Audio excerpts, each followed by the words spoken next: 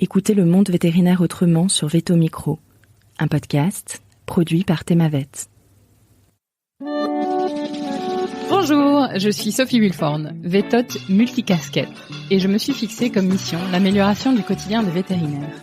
Et moi je suis Marine Slove, vétérinaire touche à tout, journaliste, consultante et cofondatrice de VetoJob. Bienvenue sur le podcast qui rend la parole aux vétérinaires. Grâce à ce média, nous pouvons enfin livrer notre regard sur la profession. Un regard qui nous est propre, même s'il diffère parfois de la version idéalisée bien ancrée dans l'imaginaire collectif. Vous entendrez ici des consoeurs et confrères, praticiens ou non, se confier sur une tranche de leur existence et interroger leur quotidien de vétérinaire. Nous avons voulu ici nous raconter tels que nous sommes, parler de notre rapport au métier bien sûr, mais aussi et avant tout de notre rapport à la vie. Ici pas de tabou, pas de langue de bois et surtout pas de culpabilité. Vous êtes ici chez nous, mais surtout, vous êtes ici chez vous.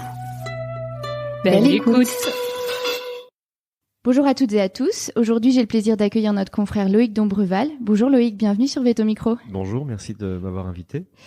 Tu es un invité qu'on nous a soufflé. Les auditeurs nous remontent régulièrement les noms des personnes dont ils ont envie de connaître les parcours professionnels.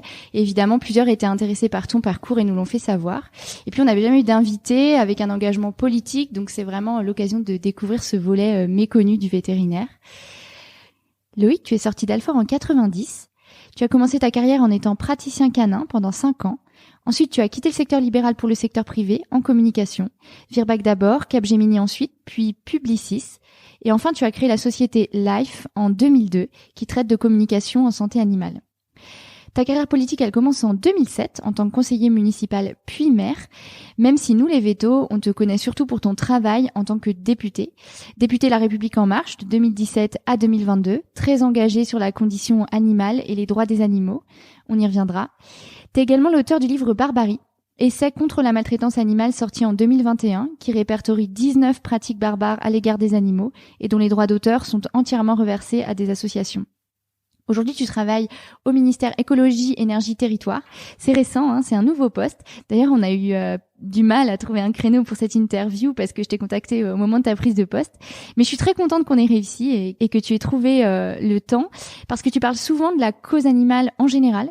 Mais moi, j'ai très envie que tu parles de cette cause au prisme des vétérinaires et que tu nous apportes un éclairage sur la relation du vétérinaire à l'animal et de ce qu'elle a parfois de contradictoire ou de biscornu.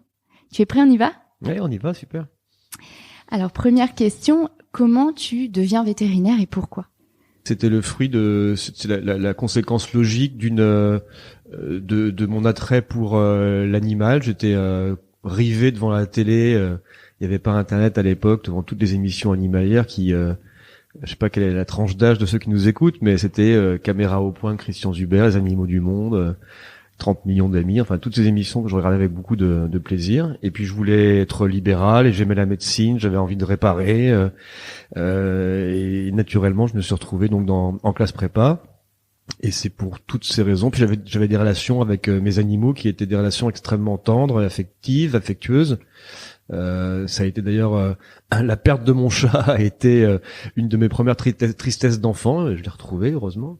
Mais voilà, tout ça, ça a effectivement marqué mon esprit, et ça m'a engagé naturellement vers la voie de vétérinaire. Ouais, ça passait un peu comme ça. Et la voie politique, est-ce que tu viens d'une famille qui a une certaine conscience politique ou une certaine culture politique ou pas du tout à ce moment-là, t'es vraiment focus vétérinaire et toute la partie politique, ça te vient même pas à l'esprit? Non, la politique, ça m'intéresse, j'en parle. Voilà, j'ai un père qui est assez politisé, et c'est des sujets de discussion à la maison. Mais à l'époque où je deviens vétérinaire, j'ai pas spécialement dans l'idée de me présenter à une élection, pas du tout. C'est pas un truc qui a commencé quand j'avais 15 ans, comme certains militants qui, d'ailleurs, en général, finissent à 85 ans leur carrière. Voilà, c'était pas du tout dans ce sens-là, mais c'était une matière effectivement qui m'intéressait beaucoup, sur laquelle j'avais beaucoup de débats avec des copains et avec ma famille, ouais. D'accord. Donc tu rentres, tu fais une classe préparatoire, tu rentres à l'école d'Alfort. Qu'est-ce que tu gardes comme souvenir de tes années d'études ? Bon, d'abord, évidemment, un soulagement et une fierté. Ça, c'est le début. Et puis très rapidement, je me rends compte que moi j'ai jamais été un très bon élève, hein, je veux dire, j'avoue, hein, l'école, ça m'a toujours un peu ennuyé. Et très rapidement, je me rends compte que on est là pour ingurgiter des tonnes de polis, quoi. Sur les premières années, parce qu'après il y a de la clinique qui arrive. Ouais. Vous en aviez peut-être moins que nous, ouais. Je sais pas, à l'époque, en tout cas, on parle de ça il y a plus de 30 ans. Beaucoup de théorie. C'était extrêmement théorique, très apprend par cœur, aucune matière qui nous qui nous donne le goût de travailler un peu plus en équipe ou qui nous ouvre l'esprit sur des questions de société ou qui nous apprennent l'anglais. Ah oui, nous on avait un petit peu, mais ouais, je pense que ça évolue effectivement, mais on en avait un peu. Voilà, enfin, j'ai été, pour tout dire, un peu déçu de ça, et de me dire, en fait, en classe prépa, finalement, ce qui était compliqué, c'était le concours, mais il fallait ingurgiter autant qu'il fallait ingurgiter après, quoi. Une fois qu'on était étudiant à l'école vétérinaire, donc ça m'a un petit peu, très peu d'ouverture d'esprit, de prise de hauteur, un peu bourrin. D'accord. Et ça, tu l'interprètes aujourd'hui ou même à l'époque, t'es conscient de ça? À l'époque, ouais. Ben voilà. Après, je suis pas quelqu'un de scolaire, donc c'est aussi Mais là, c'est très très très scolaire, quoi. Enfin, d'accord. Voilà. Et la deuxième chose, c'est que vraiment, et ça par contre, je m'en suis pas rendu compte. Ça s'est fait à l'insu de mon plein gré, comme on dit, c'est que ma relation à l'animal a été complètement chamboulée, modifiée. C'est-à-dire que entre le début de mes études et la fin de mes études, à la fin de mes études, j'ai considéré que l'animal c'était finalement une usine de production ou un cas clinique. Ouais. Et ça c'est et rien d'autre. Et c'est d'une certaine façon assez dommage, c'est-à-dire je me suis fait modeler l'esprit en perdant toute forme de recul sur ce que pourrait être, ce que devrait être la relation entre l'homme et l'animal. T'es pas le seul à le dire, hein. Il y a beaucoup de vétérinaires qui parlent de ça. Il y a Floriane Lanor, c'est une vétérinaire que j'ai interrogée, c'est l'épisode 22, qui elle dit qu'elle avait une conscience écologique, était familiale, et qu'en fait il y a des choses qui s'éteignent à l'école parce que on arrive dans ce truc un peu corporatiste qui te souffle ce que tu dois penser, et qu'elle s'est revenue complètement après. Et il y a plein de vétos qui décrivent ce phénomène. Ouais. Et donc les PDIA et les PDIN et les intervalles vélage, les intervalles vélage, insémination fécondante et tout le truc, et la zootechnie, et voilà, et l'animal produit. Aucun recul, aucune réflexion sur les questions, alors avec le recul, les questions que pose l'élevage intensif, ne serait-ce que pour les questions environnementales, de santé humaine, sans même parler de bien-être animal. Enfin voilà, toutes ces questions sont complètement mises de côté parce que derrière, on doit former des professionnels qui au fond doivent délivrer un service à d'autres professionnels ou à des propriétaires d'animaux, qui a un service d'efficacité scientifique, ce que je remets pas en question, hein. Mais c'est cette approche univoque de la relation avec l'animal qui m'a été inculquée sans que je m'en rende compte, et sur lequel auquel tu adhères à l'époque. Sur laquelle je me pose pas de questions. Ouais, moi non plus, je me posais pas de questions. Ouais. Et en fait, c'est probablement en vieillissant ou en ouvrant mon esprit à d'autres questions, je me suis dit mais qu'est-ce qui s'est passé? Voilà. Et ce que je trouve dommage, c'est que et je crois pas que ça soit le cas dans les écoles vétérinaires aujourd'hui, je sais pas, mais c'est que cette approche des questions sociétales, éthiques, morales, philosophiques, me semble-t-il, peut-être que je me trompe, ne sont pas toujours tellement à l'ordre du jour. Et en tout cas, si c'est le cas, c'est une option, quoi. Ok, non mais je te rejoins assez là-dessus. Il y a vraiment beaucoup de confrères et de consoeurs qui se posent ces questions-là. Alors, on va continuer un petit peu sur ta vie professionnelle.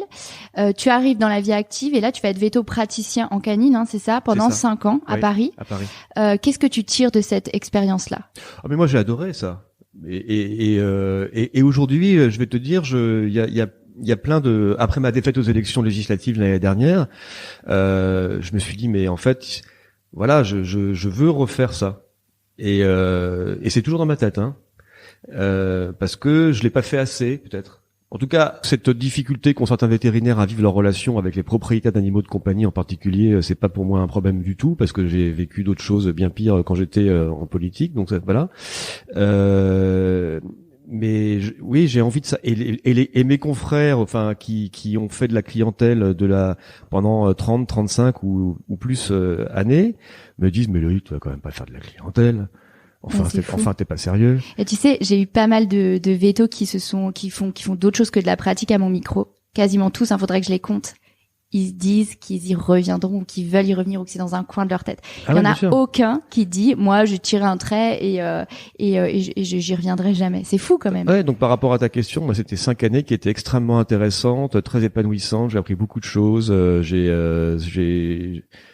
J'avais une relation extrêmement, dans l'immense majorité des cas, extrêmement agréable avec les propriétaires. Non, j'aimais vraiment bien. Moi, ce qui m'a fait quitter la clientèle, c'est pas du tout le métier de vétérinaire. C'est ce que ça implique en termes de modalité de vie. C'est-à-dire, je me suis pas vu. Sans doute parce que je suis un petit peu électrique. Je me suis pas vu rentrer et sortir du même endroit 30 ans toute ma vie. Pour moi, c'était impossible. Cette sédentarité et le fait d'être entre quatre murs pendant toute ma vie professionnelle était pour moi quelque chose d'inimaginable. Et donc c'est pour cette raison et uniquement pour celle-là que j'ai quitté. Mais maintenant que j'ai eu 57 ans il y a quelques jours, maintenant que j'ai acquis probablement une forme de plus grande sérénité, c'est quelque chose qui ne me dérangerait pas. J'ai énormément voyagé, j'ai beaucoup bougé, je voyais toutes les semaines, j'étais dans l'avion quand j'étais député pour rejoindre Paris, j'aspire à un peu plus de calme et la pratique me manque, le toucher de l'animal. Tu vois? Ouais, et je me vois comme un enfant dans la rue de Paris à regarder les maîtres avec leurs chiens et je me dis mais c'est génial quoi. Cette relation T'as pas perdu cet émerveillement de l'animal? Non, pas du tout. Et il s'est même renforcé avec le temps, je pense, parce que j'ai appris peut-être aussi à les connaître différemment, à regarder les animaux différemment, à me mettre à leur place et à me dire qu'est-ce que ça peut être une vie de chien dans un monde d'humains et qu'est-ce que ça pourrait être une vie d'humain dans un monde de chiens. Et qu'est-ce que, enfin voilà, ce sont des questions que je me posais pas et que je me pose maintenant et j'ai beaucoup plus de tendresse et d'affection encore plus que celle que j'avais avec les animaux en général. Et un regard qui est très différent, qui est probablement beaucoup plus empathique que celui que j'avais peut-être en sortant de l'école. D'accord. Et donc au bout de 5 ans, comment tu atterris chez Virbac? C'est-à-dire que ça germe dans ta tête de te dire il faut que je fasse autre chose? Ah non, parce que en fait, quand j'étais étudiant à Alfort, j'ai créé une junior entreprise. D'accord. Et donc on faisait bosser autant qu'on pouvait les copains, les étudiants, les autres étudiants. Et Virbac a été un client. D'accord. Je savais pas qu'il y avait une junior, parce qu'il y a une junior depuis quelques années, et il y en avait une avant, il y a dû avoir quelques années d'interruption, il y avait plus de junior entreprise. Moi, il y en avait pas quand j'étais à l'école. Non. Ah non, on l'a créé en 87. Ah, c'est marrant, je savais pas. En 87 ou 88. Enfin, voilà. Et elle a été, ça a marché pas. Je savais pas qu'il y avait une interruption. Si. Ouais. Et donc, Virbac, je connais Virbac à ce moment-là pour cette raison, il me propose des stages. Donc, je vais faire un premier stage, puis un deuxième stage pendant l'été, et puis il me propose de partir faire mon service militaire à l'étranger. Oui.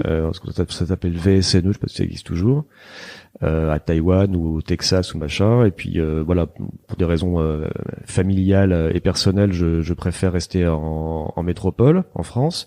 Mais c'est comme ça que naît la relation. Et puis elle se maintient quand je suis praticien vétérinaire à Paris. D'accord. Je fais quelques missions pour eux, pour Virbac, en plus de mon métier de véto, praticien.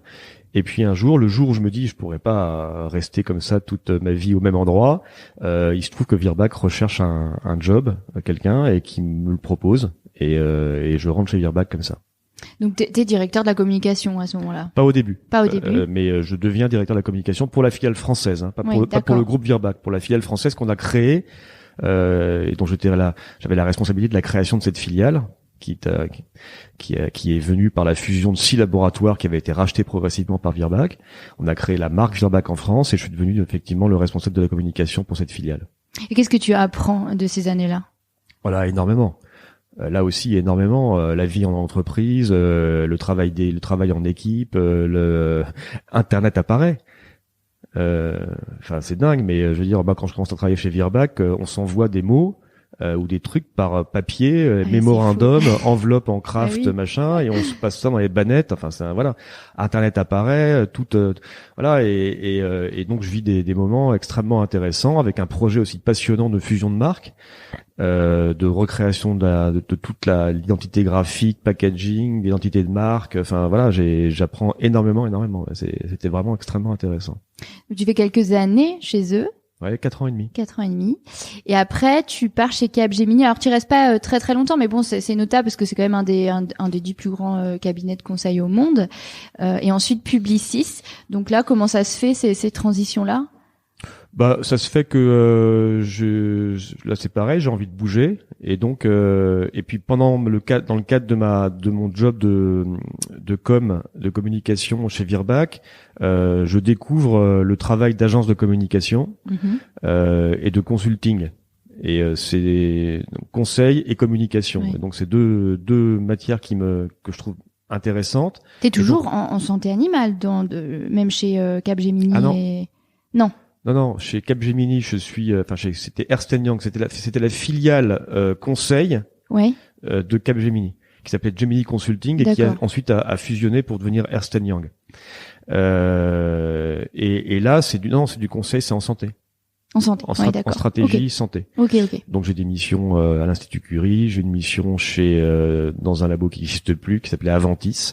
J'ai une mission dans une chaîne une franchise, d'un début de chaîne de franchisée de pharmacie. Enfin voilà, donc c'est vraiment tu restes quand même dans le domaine de la santé. Oui, santé, stratégie santé. Et puis ensuite, donc j'ai cette expérience. Voilà, qui effectivement dure pas très longtemps parce que je m'épanouis pas complètement et je rentre chez Publicis. D'accord. En santé. En santé aussi. Aussi à Paris. Et là j'ai trouvé un job qui m'intéresse vraiment, mais très rapidement je me dis mais je suis capable d'en faire autant tout seul. D'accord. J'allais te poser la question, comment t'en arrives à créer? Plutôt que d'être salarié, je suis tout à fait capable de le faire tout seul, parce que parmi les critères de choix du métier de vétérinaire, il y avait aussi un aspect un paramètre qui était la libéralité, le fait d'être libéral.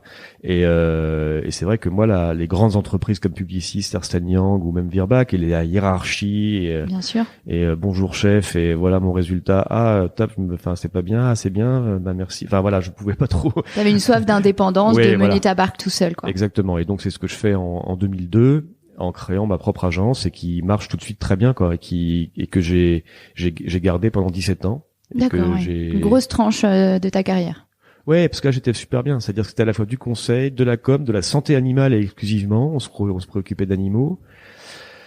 La santé, pas beaucoup de bien-être, beaucoup de santé. Beaucoup de santé, ouais. Et le aspect libéral du truc, quoi. Donc pour moi c'était vraiment parfait. T'étais tout seul ou vous étiez plusieurs? Non, on était à peu près 8-10 en fonction un petit peu de la charge de travail salariée, voilà. Et puis après il y avait en plus des freelances qui travaillaient pour l'agence. D'accord. Donc c'est une période de ta carrière dont tu gardes de très bons souvenirs. Excellent. Là, voilà, j'étais là où il fallait que je sois, avec toujours ce petit manque du contact avec l'animal incontestablement et toujours assez peu de recul sur qu'est-ce que c'est que le bien-être animal, c'est quoi ce sujet, pourquoi est-ce que la société s'y intéresse, semble s'y intéresser tellement, et les médias, voilà. Donc ça dans un coin de ma tête, mais sans aller plus avant dans la réflexion. D'accord, ok. Et du coup, ça va être la transition sur le volet un petit peu politique. Donc la politique, elle arrive dans ta vie 5 ans après avoir créé ton entreprise, si j'ai bien compris, donc avec les élections législatives de 2007, sous l'étiquette UDF Modem. Oui. Donc comment ça se fait, ça? D'abord, c'est pas une passion récente, c'est une passion. je vais modérer mes propos. C'est pas une matière qui m'intéresse particulièrement depuis la veille, mais ça fait longtemps. Premièrement, deuxièmement, j'ai en ligne de mire la ville dans laquelle j'habite, qui s'appelle Vence, et qui est une ville qui m'intéresse, que je crois comprendre assez bien, et qui me semble être en deçà de ce qu'elle devrait être. Et mon entrée en politique se fait, ça c'est les circonstances, par l'intermédiaire des élections législatives qui précèdent les premières élections municipales auxquelles je participe. Donc élections législatives de 2007, après les élections présidentielles, où je me fais connaître finalement dans ma circonscription, dont ma ville de Vence. C'est une ville qui fait à peu près combien 20 000. d'habitants? 20 000. Et donc pour moi c'est une forme de tremplin pour me faire connaître dans la ville de Vence, parce que député, enfin j'ai aucun espoir de le devenir en 2007, alors que François Bayrou a perdu et que voilà, il y a un automatisme qu'on connaît entre les élections présidentielles et les élections législatives. Donc je me présente et c'est mon premier essai en politique. Je me prends une sacrée rouste. Ce qui a absolument rien d'étonnant, je suis pas connu, premièrement, et deuxièmement, j'ai pas la bonne étiquette. Donc, ça mis bout à bout, voilà. Enfin, heureusement, je fais quand même un score qui me permet d'être remboursé, parce que ça coûte quand même un petit peu cher, ces histoires-là. Et voilà. Et du coup, c'était les starting blocks de ma candidature l'année qui suivait aux élections municipales de Vence. Et ça te plaît, vraiment? Cette entrée en matière te plaît? Ouais, c'est dur. C'est dur. Ouais, c'est dur. C'est un peu plus dur que ce que j'imaginais. Parce qu'on commence à se prendre des sacrés coups et je me demande même d'où ils viennent et pourquoi et comment. Tu peux donner un exemple? Comment se fait-il? J'avais en face de moi un candidat de l'UMP ou c'était l'UMP à l'époque qui me tape hyper fort dans les médias, dans ses réunions publiques, alors qu'il attaque jamais le candidat socialiste.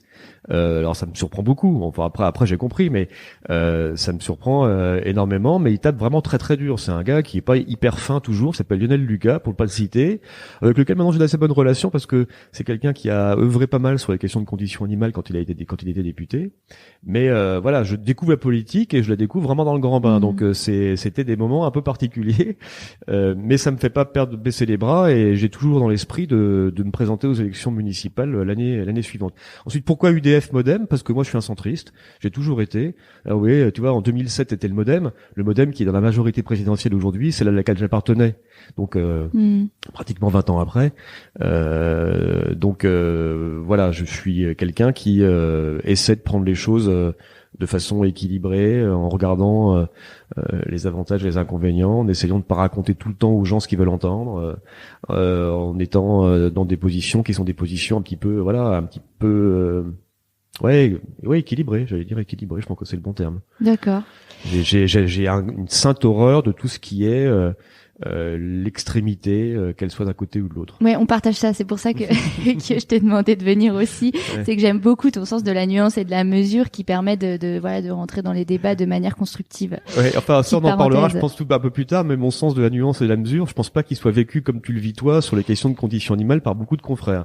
Je considérer que je suis un grand vegan en tongs, ce qui est absolument pas vrai. Oui, à l'inverse, je pense que les antispécistes te considèrent comme quelqu'un qui va pas assez loin. Ah c'est sûr. Voilà. C'est le jeu des extrémités. Ouais. Du coup, comment se passe le cumul de ce début de vie politique avec ta casquette de chef d'entreprise? Bon, je suis organisé, ça se passe bien, et je réussis à m'organiser pour trouver du temps à la fois pour faire campagne et pour être en politique et pour m'occuper de ma boîte. J'avais craint que ça puisse gêner des clients. Ouais. Mais en fait, c'était une étiquette de centriste, donc finalement assez neutre finalement. Assez neutre. C'est les centristes mous là. J'aime pas trop cette façon de voir les choses, mais enfin bon, c'est comme ça. Donc du coup, ça gêne pas trop et ça me gêne pas du tout dans mon travail parce que je suis organisé pour ça. Et puis au fond, au départ, j'échoue aux élections législatives et aux élections municipales qui vont suivre en 2008. Je passe de peu la victoire, mais en tout cas pas très loin. Dans des circonstances très particulières, mais je suis dans l'opposition. Dans l'opposition, il y a quand même moins de boulot que quand on est dans la majorité. Donc du coup, j'arrive à peu près à m'organiser, même bien à m'organiser entre ma boîte et cette activité. Puis les deux sont à Vence, puisque ma boîte est à Oui, Vence. géographiquement, c'est pas un problème. La mairie, elle est à 200 mètres de mon bureau, donc voilà quoi, c'est pas. Est-ce qu'il y a des choses de ta construction de vétérinaire, que ce soit ta formation ou après ton début de carrière, qui te servent à quelque chose en politique, ou est-ce Non. que c'est deux mondes qui n'ont rien à voir? Non, c'est deux mondes qui ont rien à C'est deux voir. mondes qui n'ont rien à voir. Je sais que les vétos, ils aiment bien qu'on qu'on dise que voilà, anamnèse, examen clinique, diagnostic, examen complémentaire, blablabla. Mais ces démarches cliniques sont des démarches de bon sens. Enfin, c'est pas spécialement vétérinaire qui me les a inculquées. Mhm. Voilà, donc non, j'ai pas de, je vois aucun rapport. Je vois aucun rapport entre un plan local d'urbanisme et un typhus du chat. Je vois pas de rapport. C'est sûr que sous cet angle. Ouais, non, mais voilà, même sous la façon de raisonner. Non, par contre, ce qui est certain, objectivement, je pense, et ça, je l'ai vécu aussi quand j'étais député, c'est que ça reste une formation respectée. Oui, tout à fait. Et c'est donc, quand les gens savent que vous êtes que t'es veto, même si t'es dans l'opposition et que machin, ils font un petit peu gaffe. Enfin, c'est comme ça que je l'ai vécu. C'est pas lié qu'au diplôme, mais parce que j'étais aussi parfois très désagréable dans mon opposition et que peut-être que je leur faisais peur, mais il y a une forme de respect quand même. Oui, mais ça se voit même. Par exemple, Gérard Larcher, il est toujours présenté comme vétérinaire, alors que pour le coup, toi, on pourrait dire oui, mais parce que tu es investi dans la cause animale, donc ce serait logique. Mais il y a ce truc de voilà, c'est un diplôme qui est connu, qui est respecté, qui est respectable. Ouais, on sait ce que c'est. On en a tous vu un, ou on va en voir un, ou voilà. Enfin, je veux dire, on sait ce que c'est, on sait ce que ça fait. Il y a plutôt des attributs positifs, pas que. Voilà, mais en tout cas, il y a un respect sur l'étude qui est de toute façon, alors là, c'est le truc qui revient tout le temps. Oh, qu'est-ce que ça doit être difficile alors l'étude vétérinaire. Oui. C'est quand même drôlement plus dur que médecine parce que les animaux ils parlent pas. Hein. Voilà, mais ça je l'ai on entendu les connaît. Ah oui, 400, on l'a tous 423 entendu. fois. Si ce n'est 800. Et donc il y a effectivement toujours cette forme de respect sur à la fois l'étude. Donc on doit dire bon, il doit pas être trop bête. Faut faire attention à ce qu'on dit. Voilà, enfin, je pense. Oui, d'accord. Donc ensuite il y a les municipales de 2014. Ouais. Et là tu deviens maire de Vence. Donc là ça se passe comment? Bah ça se passe, c'est très très dur. C'est une élection très dure. J'ai vécu de ces trucs, enfin bon, mais c'est une élection très très compliquée et que je gagne. Voilà, en étant assez stratège ou tacticien, je sais pas. En tout cas, voilà, c'est une victoire. Voilà, et c'est ce qui m'a fait penser à ce moment-là que un truc que j'ai remarqué plein de fois ensuite dans toute une série de matières, c'est celui qui veut le plus qui gagne. Ouais, d'accord. C'est celui ou celle qui a le plus envie qui réussit. Oui. Et si on s'applique ça à plein de domaines, ça me semble être respecté. Quand j'ai eu vraiment envie de quelque chose, j'y suis arrivé. Et la loi sur contre la maltraitance animale de 2021, je peux te dire que ça a été, il fallait vraiment que j'ai envie qu'elle passe, parce que je pense que ceux qui avaient moins envie, ou ceux qui auraient eu moins envie, n'auraient jamais réussi. C'était un chemin de croix. Donc la réputation très très dure de ce monde-là, elle n'est pas du tout usurpée. Ah non. Elle est réelle. C'est vrai. Surtout quand t'es en Ligue 1, surtout quand t'es à Paris, quand c'est du national. Au niveau local, c'est dur, mais franchement, ça va paraître un peu prétentieux et tout, mais dans une ville de 20 000 habitants, moi j'avais fait le tour du sujet en 1 an. Oui, d'accord. Voilà. Après, il faut délivrer, il faut réaliser, il faut respecter ton programme, il faut réagir ensuite au quotidien et aux problèmes des habitants de ta commune, et voilà, et ça réclame de l'engagement et du temps. Mais à ce moment-là, t'arrives encore à être chef d'entreprise. Ouais, c'est plus compliqué, c'est pour ça que je m'associe. D'accord, ok. Et donc je passe à un travail à mi-temps. D'accord, ouais. Voilà,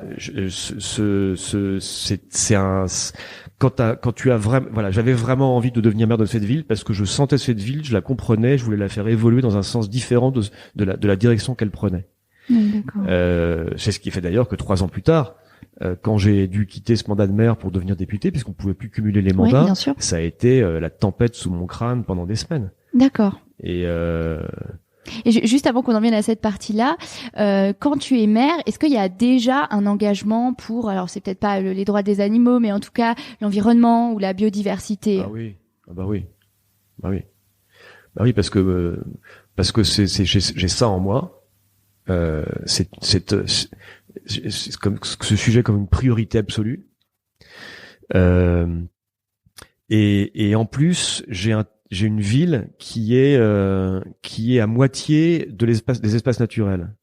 C'est une ville de 40 km², il y a 20 km² qui sont en espace naturel.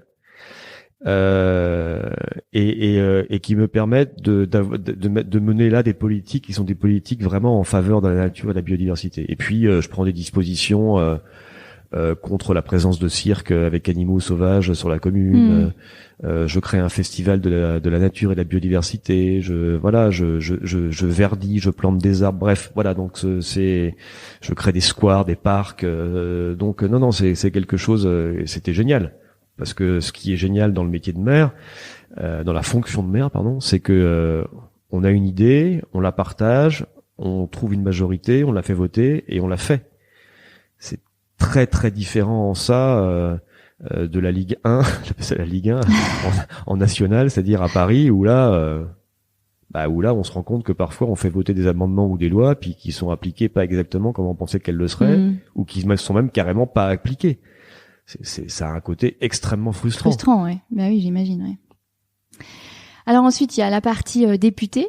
Donc député La République En Marche de la 2e circonscription des Alpes-Maritimes. On l'a pas dit, hein, mais Vence c'est en région PACA. On l'a pas dit tout à l'heure pour nos auditeurs. Donc tu as été élu en 2017 et comme tu le disais tout à l'heure, là il y a cette loi sur le non-cumul des mandats qui date de 2014. Donc tu es obligé de renoncer finalement à un certain nombre de tes mandats parce qu'il n'y a pas que le mandat de maire, je crois. Je suis obligé de renoncer à mon mandat de maire de Vence pour redevenir conseiller municipal. C'est pas évident. Psychologiquement, mais c'est la vie. Et pourquoi c'est pas évident? Est-ce que tu peux expliquer? Parce que c'est pas évident de passer la main. Tu t'arrêtes à un moment où t'es en plein. Et puis objectivement, moi j'ai vu aussi comment fonctionnait l'être humain à ce moment-là, quoi. C'est-à-dire que t'es plus maire, tu l'as été pendant 3 ans et je pense que ça se passait plutôt pas mal pour moi. Objectivement, je pense que j'aurais été réélu assez facilement, j'aurais réalisé plein de choses. Ça se passait plutôt bien. Du jour au lendemain, on vous donne à peine la parole dans le conseil municipal, quoi. Ouais, d'accord. Ouais, c'est difficile, quoi. Donc, et puis celui ou celle qui a pris votre place, elle a qu'une envie. En l'occurrence, c'était une femme, c'était une mère, la première maire de Vence que j'ai aidé à mettre en place. Elle vous piétine, quoi. C'est hyper j'ai appris beaucoup sur les comportements humains. Ce qui m'a rassuré, c'est qu'au fond, tous mes potes maires à l'Assemblée nationale, ils m'ont dit, tu sais, nous c'est pareil. Nous c'est pareil. Voilà. Et moi, j'habite dans un village de 700 habitants et c'est déjà comme ça. Donc, surtout écraser et mettre de côté celui ou celle qui a été maire et qui pourrait avoir un jour une velléité de le redevenir. Ouais. Voilà. D'accord. Voilà. C'est très agréable, c'est très, très élégant, mais c'est comme ça. Et je dois aussi renoncer à mon job de vice-président de la métropole de Nice en charge de la biodiversité et de président de la commission environnement, mer et forêt, puisque j'étais conseiller régional en charge de ces questions, président de commission, toujours sur l'environnement, donc à Marseille, à la région. D'accord. Donc ça fait beaucoup quand même. Oui, ça fait beaucoup. Et sur des jobs qui étaient absolument passionnants, quoi, où je faisais des choses extrêmement intéressantes. Mais bon, c'est comme ça. Et qu'est-ce que t'en penses de cette loi sur le non-cumul des mandats? Je pense qu'il faudrait faire une loi sur le non-cumul dans le temps.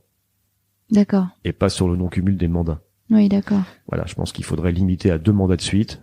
Voilà, sauf cas particulier, typiquement les petits villages comme le tien de 700 habitants où c'est pas toujours facile de trouver un maire ou des élus. Parfois oui, parfois non. Oui, tout à fait, non mais c'est vrai.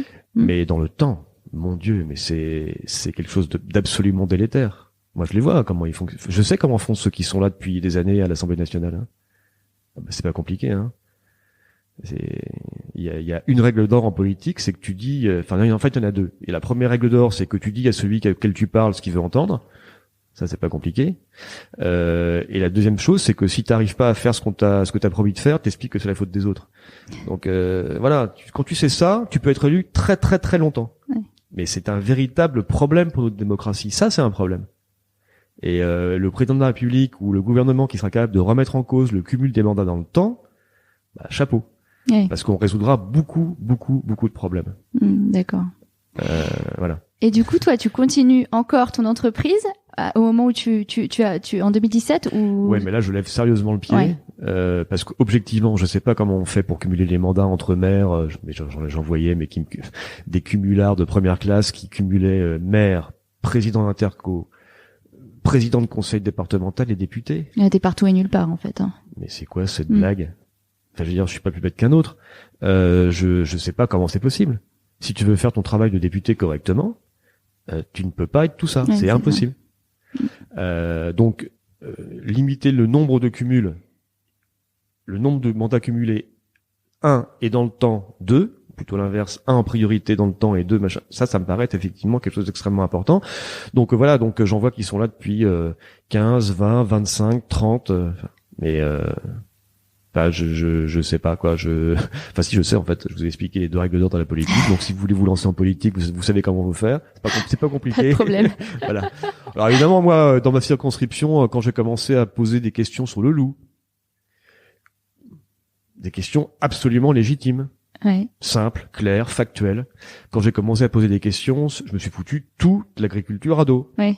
Enfin, c'est ça dont je voudrais qu'on parle à ce moment-là, c'est que donc t'as la chasse. Alors... Ouais, la chasse, ben on va en parler. Ah là, je veux dire, je pense que c'est les chasseurs qui vont battu en 2022, hein, ça c'est sûr. Mais ça va, c'est très bien, ça me dérange pas. Mais vraiment, j'ai assez bien vécu en fait cette défaite. C'est une nouvelle vie. Moi, j'aime bien les nouvelles vies. Et du coup, sur ces sujets, on t'a appelé à l'Assemblée nationale la Brigitte Bardot de l'Assemblée nationale. Pourquoi tant de haine? Pourquoi tant de moquerie? Est-ce que c'est pas bankable aujourd'hui de soutenir la cause animale? Ah, mais moi j'ai adoré qu'on m'appelle Brigitte. Non, Bardot, hein, pas Macron. Ça me dérangeait pas. Je trouvais que c'était plutôt un honneur avec tout et malgré tout effectivement les excès qu'on connaît à Brigitte Bardot. C'est quand même quelqu'un qui a une constance dans son engagement. Un engagement extrêmement ancien qui faisait qu'on la regardait les yeux écarquillés, mais de quoi parle-t-elle? Aujourd'hui, on se demande plus de quoi elle parle, Brigitte Bardot. Oui, c'est vrai. Tu vois, la société évolue quand même. Ouais, elle avait raison bien avant beaucoup de monde et elle a été une combattante extrêmement tenace, constante dans son engagement. Moi, j'ai beaucoup de respect pour elle, donc quand on m'appelait Brigitte, ça me dérangeait pas. Donc tu parlais de la chasse, mais voilà, j'aimerais qu'on évoque tous ces sujets dont tu parles tout le temps, mais en essayant de remettre le vétérinaire au cœur pour comprendre un peu ce qui est éventuellement dysfonctionnel. On en parlait tout à l'heure dans la formation, mais entre le vétérinaire et l'animal. Alors peut-être première question, dans notre société, qu'est-ce qui, en tant qu'homme, est un peu dysfonctionnel dans notre relation à l'animal? Qu'est-ce qu'on a perdu en route ou qu'on n'a pas compris? Bah, on l'a, pour utiliser un mot un peu barbare, on l'a chosifié. On a objectisé, on l'a objectisé, on l'a considéré. On a considéré pendant longtemps, avant que l'animal puisse devenir de compagnie, ce qui est un phénomène qui n'est pas très ancien finalement, et qu'on puisse se rendre compte que finalement il avait un lien affectif, des réactions, un comportement qui était extrêmement parfois troublant dans les similitudes qu'il peut avoir avec nous, nous-mêmes mammifères. Mais on l'a pendant très longtemps effectivement chosifié. On a considéré que c'était un objet qu'on pouvait en disposer comme on le souhaitait. Aidé en ça, en France en particulier, par notre ami Descartes et par tous les scientifiques. Donc l'animal machine, hein. Ouais, par tous les scientifiques qui l'ont suivi et qui tiens, on va couper le chien en deux, on va voir s'il a mal. Bah non, il a pas mal. Et comment peut-il avoir mal? Voilà, il a pas les mêmes. Enfin, des choses qui n'ont plus aucun sens même en termes scientifiques aujourd'hui, mais qui ont été une forme de chemin pour se rendre compte que avec notamment encore une fois l'apparition de l'animal de compagnie, que l'animal peut avoir une sensibilité. Que la question, comme disait l'autre, c'est pas de savoir s'il pense ou s'il pense pas, c'est ce qu'il a mal. Oui. Et on s'est rendu compte que c'était un mammifère comme les autres, qui avait mal, qui avait froid, qui avait soif, qui avait peur. Et en ce sens, au sommet de l'évolution, parce que pour moi, il n'y a pas de question là-dessus. Je suis pas du tout un antispéciste. Et je considère que l'espèce humaine est au sommet de l'évolution, précisément pour cette raison-là. On doit prendre soin de ceux qui sont plus faibles. Et on a une forme de responsabilité. Bien sûr, on a une forme de responsabilité. On doit en prendre soin parce que on est On est censé être ceux qui ont le plus haut niveau de conscience. Et que se préoccuper de l'animal, la remarque qui m'a été faite pendant 5 ans que j'avais le plus de mal à supporter, c'était t'as pas des choses plus importantes à faire que ça. Oui. Ça, tu peux pas plutôt t'occuper des êtres humains, des femmes battues, des enfants maltraités, de la famine et de la guerre. Voilà. Et moi je lui dis mais toi, dis donc, c'est quoi tes activités de loisirs? Bah moi je joue au tennis. Alors on me répondait bah moi je joue au tennis, je fais du ski. Tu pourrais pas plutôt t'occuper des femmes battues pendant que tu fais du ski, plutôt que de faire du ski?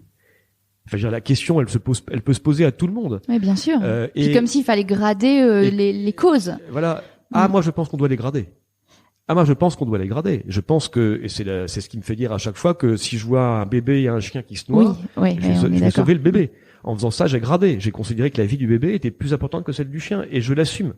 Enfin, je suppose des gens qui s'investissent sur différentes causes et le tout dans un objectif commun mais bien sûr, de s'occuper des plus faibles. Mais bien sûr, et cette forme c'est une sensibilité à la souffrance. Au-delà d'une sensibilité à la souffrance de l'animal, c'est une sensibilité à la souffrance, c'est une sensibilité à celui qui ne peut pas à l'être vivant qui ne peut pas se défendre, qui est plus faible que toi. C'est ça la question. Et donc moi je suis, de la même sensibilité. Ou plus évidemment quand on me parle d'enfants maltraités, de femmes battues, de trucs, c'est de peuples qui meurent de faim, c'est voilà, si je pouvais embrasser toutes ces causes, je les embrasserais. Mais je sais qu'il y en a qui le font très très bien. Et j'ai pas le temps malheureusement. Et là où je me suis senti le plus utile, par ma formation, par ma sensibilité, par l'envie que j'avais d'avancer sur ces questions-là, c'est sur la cause animale. Mais ça aurait pu être une autre cause, tout aussi, voire plus importante que celle-là. Mais mon chemin a été celui-là pour les raisons qu'on a évoquées avant grâce à tes bonnes questions. Oui, très clair. Alors du coup, on va rentrer dans le vif du sujet. Tu l'évoquais tout à l'heure, tu parlais de l'élevage et parfois l'élevage intensif. Moi, je trouve que même nous, en tant que vétérinaires, parfois on a une vision un peu archaïque de notre propre relation à l'animal, ce qui est un peu paradoxal. Mais dans notre culture, on l'a dit tout à l'heure, on doit être pro-élevage parce qu'on est un des maillons essentiels de cette chaîne-là, parce que il faut préserver l'identité rurale à tout prix. Donc le véto, il peut pas critiquer ouvertement l'agriculture, il peut pas être végétarien. Et en fait, c'est une espèce de schizophrénie qui m'a toujours interpellée, je suis pas la seule, entre l'amour et le respect de l'animal qui finalement est au fondement de notre vocation, et le fait de faire partie intégrante d'un système d'élevage qui est parfois intensif et qui mériterait pourtant qu'on en change la vision. Comment tu expliques ça, cette espèce d'ambivalence qu'on a? Pour moi, il y a 2 raisons. Mais je réponds un peu spontanément et je peut-être qu'il y en a plus que celle-là ou voilà. La première raison, c'est que d'abord il y a un conflit d'intérêts. Disons des choses clairement. Tu ne peux pas être à la fois le conseil, le partie prenante d'un système qui te fait vivre et en même temps le dénoncer. Voilà. Donc ça c'est la première chose. Et qui est à mon avis absolument, un paramètre absolument essentiel dans le truc. Puis après t'as aussi probablement des vétérinaires qui acceptent cette logique et qui n'y voient aucun problème. Cette logique de